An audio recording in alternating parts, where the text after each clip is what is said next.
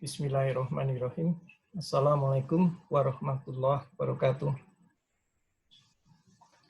Dalam sesi ini kita akan melanjutkan untuk menjelaskan atau mendiskusikan mengenai bab 33, yaitu tentang gelombang elektromagnetik. Dan ini adalah part yang kedua. Baik, kita sudah sampai diskusi tentang polarisasi, ya.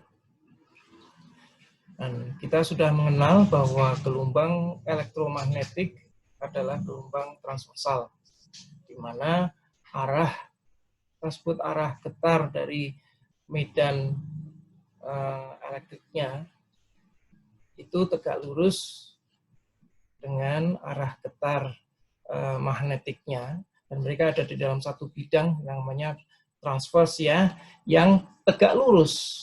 Bidang tersebut, bidang getar dari elektrik dan magnetik tadi yang saling tegak lurus, itu juga tegak lurus terhadap arah propagasi. Ya. Nah, sekarang kita tahu bahwa karena ada bidang getar dari elektrik dan magnetik itu ada di dimensi 2, namanya bidang getar transvers tadi, maka yang ada pilihan adalah bidang getar vertikal atau horizontal. Ya, apapun arah polarisasinya, maka kita bisa membagi dua proyeksinya menjadi vertikal dan horizontal. Jika si elektriknya itu vertikal, arah medan getarnya, maka magnetiknya adalah 90 derajat atau horizontal. Begitu juga kalau elektriknya itu horizontal, maka medan magnetik bergetarnya di vertikal. Nah, kita tentunya perlu suatu standarisasi untuk menamakan polarisasi dari electromagnetic waves, ya. Dan kita tahu bahwa sebelumnya diskusi bahwa nilai dari field dari elektrik itu lebih besar nilainya dibandingkan dengan magnetik, sehingga kita bisa mengandalkan dasar seperti ini. Penamaan polarisasi gelombang elektromagnetik ditentukan oleh arah medan elektriknya dan bukan magnetiknya, ya.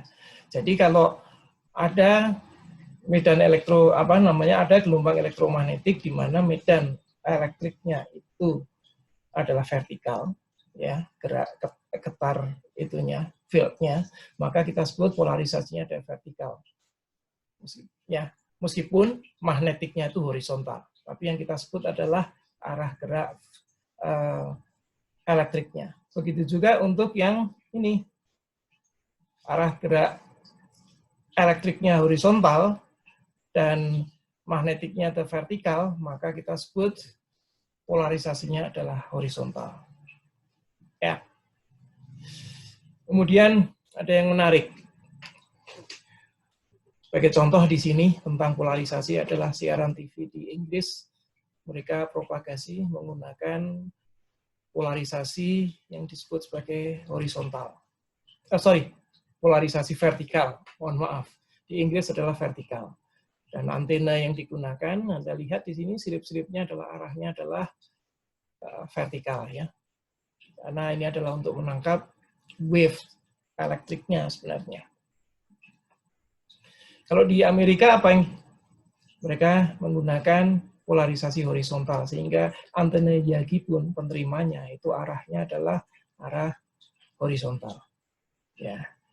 Nah, sejauh ini kita sudah mengenal apa yang kita sebut sebagai dua polarisasi, ada vertikal, ada horizontal. Vertikal dan horizontal itu kita sebut sebagai polarisasi linier. Ya. Selain itu, teknologi komunikasi juga menggunakan polarisasi yang lain yang kita sebut sebagai polarisasi rotasi kiri dan rotasi kanan. Bagaimana itu bisa terjadi? Ya, jadi rotasi kiri itu terjadi kalau transmisi polarisasinya itu ada vertikal dan ada horizontalnya. Loh, kalau begitu berarti di antara itu dong miring seperti ini, ya. Ya, Anda lihat ada vertikal, ada horizontal. Berarti harusnya ini kan. Itu kalau dua-duanya adalah linear. Tapi kalau satunya digeser 90 derajat sesudahnya atau 90 derajat sebelumnya. Sebagai contoh, kalau si vertikal itu 90 derajat duluan terhadap horizontalnya, maka yang terjadi kalau digabungkan dia bukan menjadi ini ya, bukan menjadi polarisasi miring 45 derajat, bukan ya, tapi menjadi berputar ke kiri, seolah-olah si wave itu bergerak ke kiri dan berjalan menuju ke depan, ya. Begitu juga kalau si vertikal itu lagging, terlambat daripada horizontalnya, maka akan terjadi yang kita sebut sebagai rotasi kanan, ya. Dan ini jamak dipakai di teknologi yang namanya geosinkronus satelit, ya, yang melewati jarak yang sangat jauh, ketebalan atmosfer, yang kemungkinan kalau dia menggunakan polarisasi linier seperti vertikal atau horizontal, mereka justru akan terputar karena atmosferik, ya, dan itu akan mengacaukan penerimanya. Nah, dengan rotasi itu justru akan teramankan.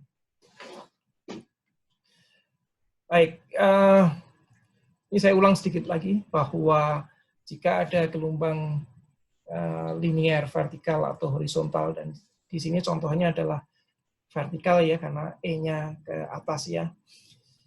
Ini bidang ini ya kita sebut sebagai bidang osilasi atau bidang getar dari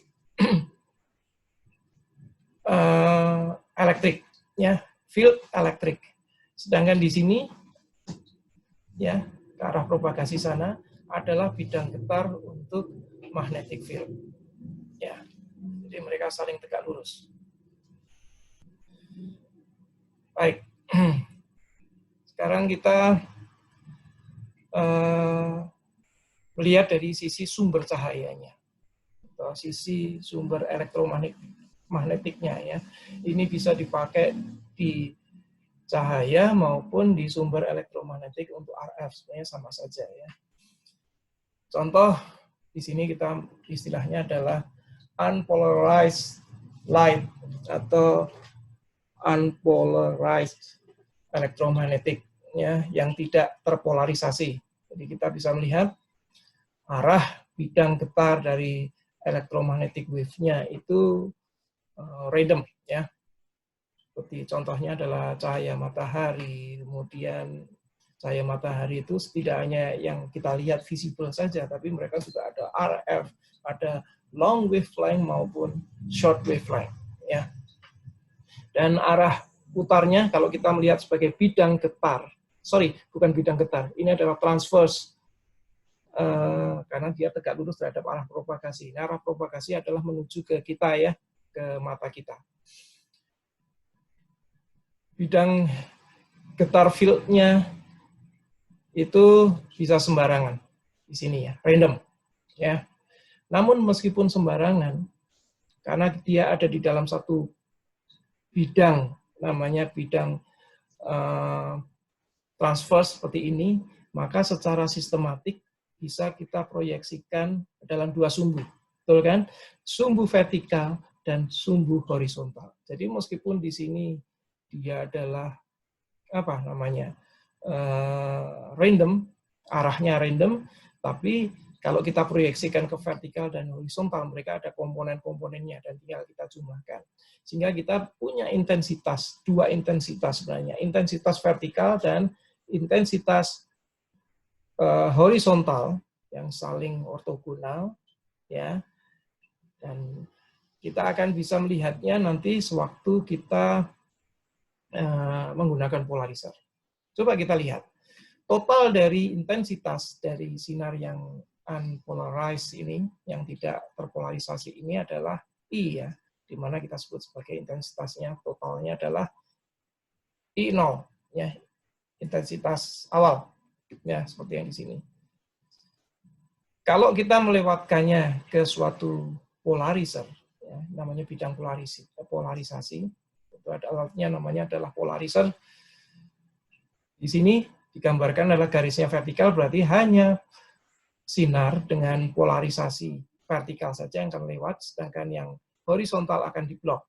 Ya.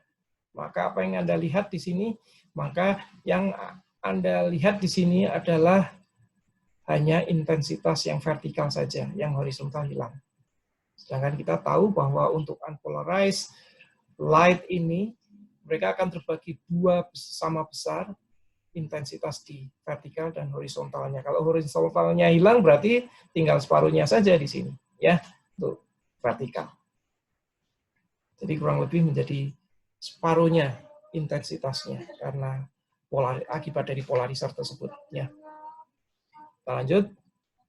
Nah, ini ada satu contoh. Kalau Anda mengenal kacamata polarizer yang banyak digunakan untuk para pilot, driver, dan lain sebagainya, gunanya adalah sebenarnya untuk menghalau sinar menyilaukan dari satu arah polarisasi. Biasanya polarisasi yang horizontal yang sangat mengganggu, yang diakibatkan oleh jalanan atau mungkin oleh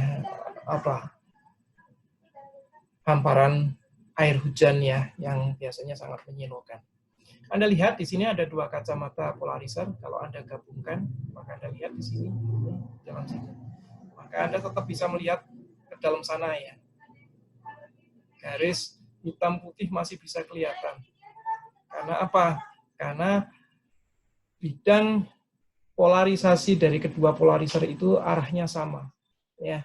Sehingga Anda mau menggunakan satu kacamata atau dua kacamata yang diserikan seperti ini, maka hasilnya akan sama. Namun coba Anda lihat di sebelah kanan sini, ya. Jika kacamata yang satunya lagi itu kita putar 90 derajat, artinya bidang getarnya, bidang polarisasinya berbeda 90 derajat terhadap yang satunya lagi, maka apa yang Anda lihat di sini, Anda akan melihat ini adalah hitam total. Anda tidak bisa melihat image yang ada di belakang sana, ya, garis-garis hitam putih yang ada di belakang sana. Artinya apa? Seluruh sinar yang berasal dari patterns yang di belakang ini tidak bisa melewati kedua polarizer yang bidangnya adalah berbeda 90 derajat. Oke? Ini contoh di mana kita menunjukkan bahwa bidang polarisasi itu akan menentukan seberapa banyak intensitas cahaya yang bisa dilewatkan. Ini salah satu contoh, ya. Kalau Anda punya unpolarized electromagnetic wave, dan di sini kita gunakan adalah sinar, ya. Meskipun problemnya nanti secara umum bisa untuk seluruh electromagnetic wave. Kalau Anda punya polarizer vertikal, ya, maka Anda yang akan survive atau selamat adalah polarisasi yang arahnya vertikal, ya. Anda berarti di sini setelah P1 Anda mendapatkan intensitas yang separuh dari I0 di sini, ya. Sedangkan kalau kemudian Anda tambahin lagi polarizer di sini, di mana bidang polarisasinya diputar sebesar theta, maka kita bisa mendapatkan bahwa field yang ada di sini, ya, EY di sini, Y-nya tuh diputar, ya. Besarnya adalah E yang ada di sini, ya, bukan di awal sana, ya. E di sini, cos theta. Oke. Sehingga intensitas yang ada di sini itu sama dengan I0 cos kuadrat theta, di mana I0-nya itu, saya rasa I0-nya di sini, ya. Di sini adalah 2 I0, ya. I0-nya di sini. Oke. Mohon maaf, ini ada kesalahan notasi sedikit. Harusnya kalau I0-nya di sini, berarti I yang terukur di sini itu sama dengan setengah I0 cos kuadrat theta. Ya. Kita lanjutkan. Nah, ini ada satu contoh untuk semakin memperdalam atau memahami bagaimana itu bisa terjadi. Ya. Kalau Anda punya suatu intensitas cahaya unpolarized sebesar I0, maka kalau dilewatkan suatu polarizer yang arahnya adalah vertikal di sini, maka keluarannya kita sebut I1, intensitas pertama, keluaran dari polarizer pertama, maka separuh dari I0. Betul ya? Dan jika kemudian dilewatkan ke polarizer satu lagi, bidang di mana bidang polarisasinya atau bidang getar I-nya itu diputar 60 derajat, maka kita bisa mendapatkan bahwa I2 di sini adalah sama dengan I1 cos kuadrat 60 derajat. Ya. Sedangkan di I3 di sini, karena dia ini adalah horizontal, maka berarti kita putar lagi 30 derajat.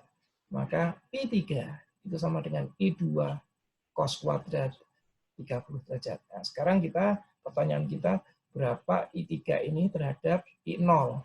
Atau I3 per I0, ya I0 di awal sini. Ini berapa? Ini I3 ini terhadap ini itu berapa? Ya, rasionya. Nah, kita tinggal masukkan saja semuanya. I3 sama dengan, kita masukkan di sini kan, sedangkan I2 itu adalah sama dengan I1 cos kuadrat 60 derajat. Ya. Jadi kurang lebih ini, Anda bisa melihat I1-nya sendiri itu sama dengan setengah I0, ya, setengah I0 ya. Sehingga kalau Anda gabungkan semua, maka kurang lebih I3 itu sama dengan 0,094 I0. Ya. Ini rasionya seperti ini. Nah, ada satu yang menarik di sini. Dengan konfigurasi seperti ini, Anda masih bisa mendapatkan I3 itu sebesar 0,094 I0. Ya. Namun coba kalau kita ambil. Ya. Polarizer yang di tengah kita ambil, sehingga yang kita dapatkan hanya ini adalah vertikal, sedangkan di sini horizontal. Kira-kira apa yang Anda dapatkan? Ternyata yang Anda dapatkan adalah 0. I3 sama dengan 0. Ya. Jadi kurang lebih dengan adanya polarizer yang di sini sebenarnya kita ada kesempatan di mana kita melakukan proyeksi yang tidak bisa terproyeksi sewaktu polarizernya langsung menuju ke polarizer ketiga ini. Polarizer kedua itu membantu supaya dari polarizer 1, bidang I1 ini, kemudian berubah di I2, terproyeksi ke I2, ya, ke bidang yang 60 derajat ini, dan kemudian terproyeksi lagi ke bidang 90 derajat. Ya. Jadi kurang lebih Anda harus bisa menyadari kalau ini diambil, maka I3 sama dengan 0. Ya.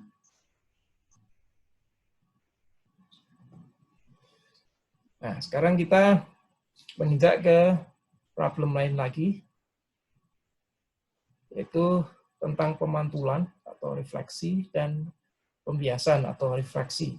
Dan ini meskipun banyak dibicarakan, awalnya dibicarakan di bidang optik, tapi sebenarnya ini adalah kasus umum, ya, common problem di dalam dunia elektromagnetik.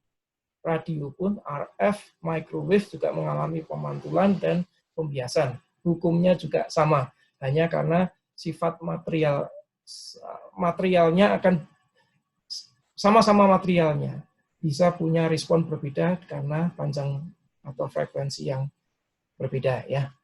Tapi mari kita diskusikan untuk yang paling gampang adalah kalau kita berpikir ini adalah bidang optik, ya.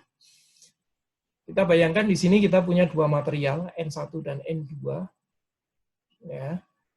Dan kita datang, di sini ada suatu interface datar, ya, yang memisahkan antara material satu dan material kedua, di mana indeks refraksinya N1 dan N2 masing-masing. Ada suatu sinar datang ke interface atau bidang pemisah tersebut. Ya. Sudutnya, nah, sudut ini kita definisikan terhadap garis atau bidang normal di sini. Bidang normal itu yang tegak lurus terhadap bidang interface ini antara dua material itu. di sini adalah kita sebut sebagai sudut datang, yaitu theta 1, dan theta 1 aksen itu adalah sebagai sudut pergi. Jadi ada sudut datang, dan ini sudut pergi pantul. Ini ada sudut pergi juga, tapi sudut pergi pembiasan. Hukum refleksi mengatakan bahwa ya, kita sudah tahu bahwa sudut pantul akan sama dengan sudut datang sinar, ya. Sedangkan hukum refraksi atau pembiasan, kita selalu ingat apa yang sudah diutarakan oleh Snellius. Kita namakan dalam Inggris, kita menyebutnya adalah Snell's Law, bahwa ini di material kedua, N2 sin theta 2. Sin theta 2 adalah, theta 2-nya adalah sudut pembiasan, itu sama dengan N1 sin theta 1, di mana theta 1 adalah sudut datang. Ya. Ini kita semua sudah tahu, dan kita bisa merekayasanya menjadi bentuk seperti ini. Ini sudah Anda pahami semua. Ya. Ini gambar yang ada di gambar B ini adalah penjelasan dari gambar A, ya. Jadi ini sinar datang, ini sinar yang dipantulkan, dan ini adalah sinar yang dibiaskan. Dalam contoh ini, N1 adalah udara, N2 adalah kaca. Ya. Dan N1 dan N2 adalah indeks refraksi material. Oke. Nah, ini secara umum di sini. Saya tidak bicara N1-nya ini adalah N1 ini, ya. Ini N1 secara umum. Kalau kita punya suatu material, apapun materialnya, dan kita sebut sebagai material 1, dan kita bandingkan terhadap vacuum atau udara, ya, udara itu bisa kita katakan vacuum, ya, karena kerapatan materinya tipis sekali. Maka indeks refraksi dari suatu material yang kita sebut sebagai material 1 itu sama dengan rasio kecepatan cahaya di vacuum dibagi kecepatan cahaya di dalam material tersebut. Ya, seperti yang ada disebutkan di sini. Oke. Nah, ini ada di buku. Cuma saya memberikan tambahan supaya Anda bisa membayangkan apa sih indeks refraksi itu dan apa kaitannya nanti dengan permittivity. Anda sudah mengenal permittivity sejak Anda belajar di bab 21 kalau tidak salah, ya, tentang muatan dan sebagainya. Kita sudah bicara tentang apa itu permittivity, ya, atau epsilon seperti ini. Jadi kecepatan cahaya di ruang hampa itu ditentukan oleh rumusan ini. Ini rumusan yang ditemukan dari persamaan Maxwell dan Hertz, ya. Sedangkan dengan asumsi material tersebut bukan material magnetik, maka yang membedakan material tersebut dengan vacuum adalah permittivity-nya. Ya, jadi kecepatan cahaya tersebut juga tergantung kepada permittivity-nya. Sehingga kalau kita membandingkan ini, supaya kita juga bisa mendapatkan seperti ini. N1 sama dengan C0 per C1, kita mendapatkannya seperti ini, ya. Membandingkan seolah-olah kita membandingkan ini kan, ya, bagi dengan ini, ya, akar dari epsilon 1 per epsilon 0. Ini mohon maaf, ini terlalu panjang ininya. Itu sama dengan akar dari epsilon relatif 1. Jadi N1 itu sama dengan akar dari epsilon material tersebut dibagi epsilon dari vacuum, ya, kurang lebih seperti itu di rumusnya ini.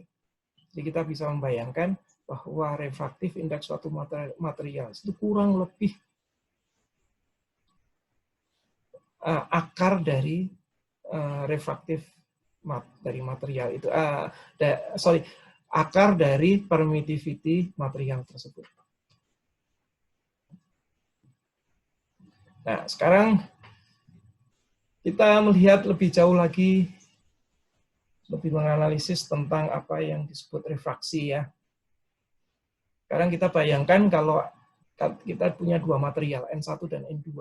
Kalau N1 dan N2 itu material yang berbeda, namun indeks refraksinya sama, apa yang terjadi?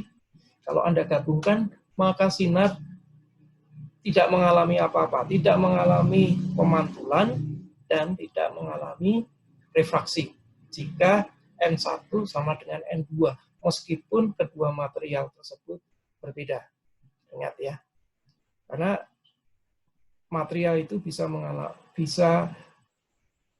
dua material bisa memiliki nilai indeks refraksi yang sama. Ya.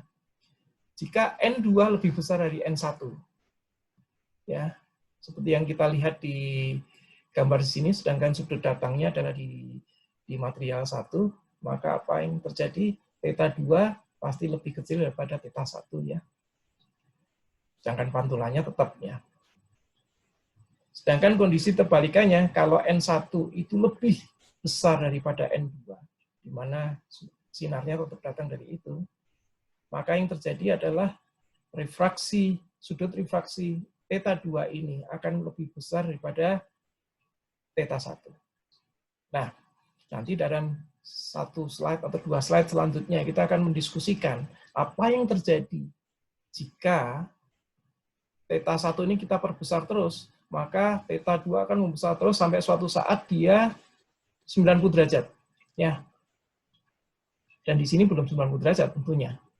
Dan begitu kita belokkan lagi, meningkat lagi, maka tidak ada yang dibiaskan dan semuanya akan terpantul bergabung dengan yang terpantul di sini. Jadi ini sebenarnya semua yang terbias ini tidak lagi ada, tapi semuanya bersatu dengan yang terpantul. Dan itu nantinya kita sebut sebagai total internal reflection. Nah, kita akan diskusikan selanjutnya ya. Dan topiknya akan kita diskusikan. Baik, Anda lihat di sini beberapa indeks bias ya. Yang paling kecil tentunya adalah vacuum atau udara. Udara dan vacuum sebenarnya hampir sama ya. Karena kerapatan udara, semakin rapat udaranya, semakin dingin misalnya, maka kerapatan indeks refraksinya akan semakin naik ya. Nantinya kadang-kadang kita bisa melihat bahwa ini juga akan kita buktikan dengan getaran akustik juga, bahwa pada saat malam hari kita bisa berteriak lebih jauh. Karena apa? Karena indeks refraksi di bawah dingin, itu mengakibatkan suara kita bisa terpantul ke bawah. Ya. Dan ini akan kita diskusikan lebih lanjut nantinya. Air, ini bukan air, ini water ya. Water itu 1,33, aseton 1,36, dan selanjutnya. Ya, Anda lihat di sini. Ini untuk memberikan wawasan ke Anda. Kurang lebih kalau saya bisa katakan, meskipun belum tentu benar, bahwa semakin padat material itu indeks refraksinya akan semakin tinggi ya. Tapi belum tentu saya benar. Kita lanjut. Oke. Di tabel sebelumnya kita tahu bahwa, sebagai contoh ya, kita ulang lagi di sini, bahwa kaca misalnya itu 1,52 ya. Ini hanya indeks refraksinya. Untuk wavelength yang digunakan. Di sini kita disebutkan panjang wavelength yang digunakan adalah 589 nanometer, itu kurang lebih cahaya kuningnya sinar sodium ya. Namun kita harus sadar di sini ada fenomena fisik yang kita sebut sebagai chromatic dispersion atau dispersi kromatik ya, yang nanti akibatnya ada proses pelangi ini. Itu yang mengatakan bahwa indeks refraksi merupakan di dalam materi ya, indeks refraksi pada materi itu merupakan fungsi panjang gelombang. Kalau kita nyatakan N sebagai fungsi dari lambda. Jadi nilainya seperti yang tadi disebutkan itu, misalnya kayak kaca 1,52 itu pada wavelength cahaya kuning, ya. Sedangkan kalau untuk cahaya yang lain-lain, dia indeks refraksinya bisa berbeda. Nah, Anda lihat di sini, ini secara umum ya, untuk material, untuk silika, biasanya bentuknya adalah seperti ini. Ya. Semakin panjang wavelength-nya, dia akan semakin menurun. Dan ini fungsinya seperti eksponensial ya, monotonik, arahnya sama terus mengecil terus sampai wavelength yang sangat panjang. Ya. Jadi kita bisa membayangkan sinar biru akan punya indeks refraksi berbeda lebih tinggi daripada sinar merah. Ya, sinar merah mungkin di sini ya. Jadi Anda bisa melihat prosesnya kalau kita punya suatu udara ke gelas ya, kita kenakan sinar di sini. Ya, ada sudut datang terhadap garis normalnya, maka akan muncul sinar putih yang terdiri atas banyak sekali yang mempunyai kumpulan dari sinar-sinar tersebut, wavelength tersebut akan terurai, ya, terekstraksi dari sinar biru sampai ke sinar merah, ya, kurang lebih bentuknya seperti itu. Begitu juga kalau kita membiaskannya dari kaca ke udara, sama aja, ya, akan muncul sudut pembiasan yang berbeda. Ini akibatnya seperti yang terlihat di bawah ini, akan memunculkan cahaya pelangi atau rainbow ya. Misalnya Anda punya gelas air, Anda taruh di sinar matahari, maka di belakang dari gelas air itu Anda atur-atur, Anda akan bisa mendapatkan pelangi dari merah sampai ke biru. Sebenarnya tidak hanya merah sampai biru aja, sebenarnya di belakangnya ada infrared juga, dan setelah biru ada ultraviolet, ya, itu yang bisa kita lihat dari merah ke biru. Dan bagaimana pelangi terjadi, ini merupakan suatu yang bisa Anda bayangkan. Kalau hari setelah hujan ya berkabut dan kemudian matahari terang, maka Anda bisa melihat suatu lengkung pelangi ya di sebelah timur kalau pada sore hari, atau di sebelah barat kalau pagi hari. Karena apa? Yaitu karena hasil dari uraian mist atau kabut tadi yang karena kena sinar putih dari matahari. Mari kita lanjut. Tadi sudah saya introduksi tentang apa yang disebut sebagai total internal refraction. Jadi jika sinar itu datang dari indeks refraksi tinggi ke indeks refraksi rendah, ya. Anda akan lihat di sini kalau sudut datangnya itu kecil, maka sebagian terpantul, sebagian jalan terus ya. Terus sampai suatu saat di mana kondisi ada yang kita sebut sebagai sudut kritis. Sudut kritis adalah jika sudut datang dari cahaya yang kita kirimkan ke surface interface ini, itu menyebabkan sinar bias itu menjadi sudut biasnya adalah 90 derajat. Dia menjadi surface wave di sini ya, di permukaan sini. Dan begitu Anda besarkan terhadap sudut datangnya lebih besar daripada theta C, seperti yang ada di kanan sini, maka langsung semua energi yang ada di surface wave itu akan digabungkan terhadap sinar pantul ini. Ya, jadi semuanya akan menjadi sinar pantul ini. Dan tidak ada absorption di sini. Karena tidak adanya absorption, tidak adanya atenuasi di pantulan ini, maka kita sebut di sini total internal reflection. Ya, kalau kita membayangkan di sini adalah surface yang sempurna, maka kita bisa mengharapkan semuanya akan terpantul sempurna, dan Ya, berbeda dengan pantulan dari indeks difraksi rendah ke indeks difraksi tinggi ya. Pantulan tidak akan pernah nilainya 100%. Tapi kalau total internal reflection, kita bisa mengharapkan bahwa intensitas pantulan itu almost 100% ya. Nah, sekarang sebelum kita diskusi yang di bawah ini, kita diskusikan tentang apa yang disebut sebagai sudut kritis ya. Kita sudah tahu pada saat kondisi kritis itu di mana sudut biasnya adalah 90 derajat ya. Ini diwujudkan dalam persamaan yang sebelah kanan ini, yang di sebelah kiri kita nyatakan seperti ini, maka kita bisa menyatakan bahwa theta C atau sudut kritis ya. Requirement untuk sudut kritis itu terjadi pada arcus sinus dari N2 per N1. Ya. Jadi besarnya dari sudut kritisnya semuanya ditentukan oleh besaran dari rasio N2 per N1. Saya mengulang lagi, tadi saya sebutkan bahwa kita sebut total internal reflection karena efisiensi reflectionnya itu hampir mendekati 100%. Jauh di atas pantulan biasa oleh Sturmein ya. Jadi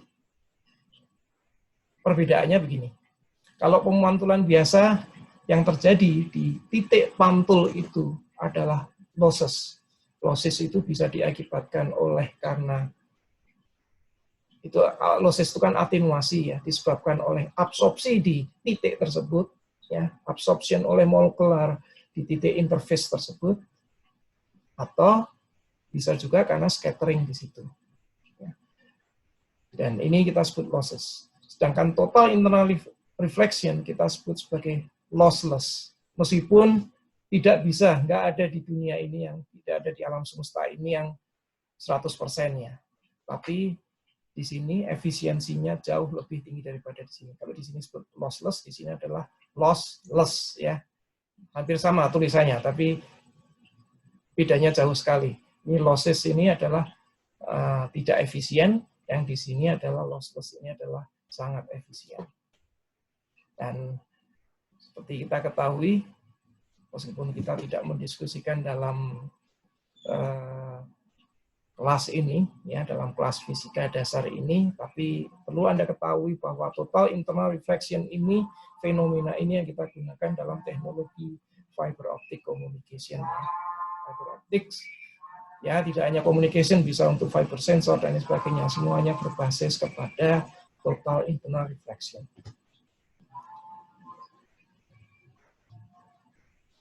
Nah, kita hampir menjelang akhir. Polarisasi karena pemantulan. Jadi proses pemantulan itu bisa mengakibatkan efisiensi polarisasi merendah ya. Kita lihat di sini, dan ini sesuai apa yang sudah dilakukan oleh Sir David Brewster, ini kurang lebih dari 2 abad yang lalu sebenarnya sudah menemukan ini. Jadi kalau kita punya 2 material di sini ya, udara dan kaca di sini dengan permukaan interface surface-nya ini ideal ya. Sewaktu cahaya datang, di mana cahaya datang itu adalah cahaya yang unpolarized, yang tidak terpolarisasi, berarti dia punya vertikal dan punya horizontal. Kalau titik-titik di sini, ini menyatakan dia adalah horizontal, ya, dan dia tegak lurus terhadap bidang getar, ya. Ini yang kita sebut sebagai bidang bidang pantul, yang kita sebut sebagai bidang pantul di sini. Ya, sudut datang,